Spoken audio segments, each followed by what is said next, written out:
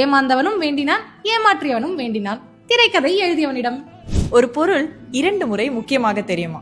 அது கிடைக்கும் முன், தொலைத்த பின். பணம் இல்லாமல் தாமதமாக தேர்வு கட்டணம் செலுத்திய மாணவனிடம் கூடுதலாக வசூலிக்கப்பட்டது அபராத தொகை. ஓராண்டில் 2 நாட்கள் நாம் எதுவும் செய்ய முடியாது. ஒன்று நேற்று, இன்னொன்று நாளைக்கு. ஸோ எது பண்ணணும்னாலும் இன்னைக்கே பண்ணுங்க. பிடிச்சவங்களோட சந்தோஷமா இருங்க, பிடிக்காதவங்கள்ட்ட பேசி புரிய வைங்க. இன்னும் சொல்லப்போனா நாம வாழ்றதுக்கு சரியான நாள் இன்னைக்கு. வார்த்தைகள் என்னுடையது, அர்த்தங்கள் உன்னுடையது. கரெக்ட் தான்ல? நம்ம கையில என்ன இருக்கு? நம்ம சொல்றது மட்டும் தானே. கடந்து சென்றுதான் ஆக வேண்டும். எதையும். கரெக்ட் இல்ல? விதவைக்குரிய நிறம் வெள்ளைன்னு சொல்றாங்க. அப்போ உங்க மல்லிகைப்பூ வைக்கிறதுல தவறு ஒன்றும் இல்லைல்ல? எவ்வளோ ஆழமான வரிகள், படிச்சோடனே ரொம்பவே சிந்திக்க வச்சுச்சு.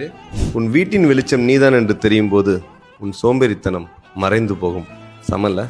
குழந்தையா இருக்கும்போது வலிக்கிற மாதிரி நடிக்கிறோம், எல்லாரும் நம்மள பார்க்கணும்னு. ஆனா வளர்ந்த பிறகு வலிக்காத மாதிரி நடிக்கிறோம், யாரும் நம்மள கவனிச்சிடக்கூடாதுன்ட்டு. உண்மைதான் இல்ல? இருக்கிறவங்களுக்கு சொத்து பிரச்சனை, இல்லாதவங்களுக்கு சோத்து பிரச்சனை.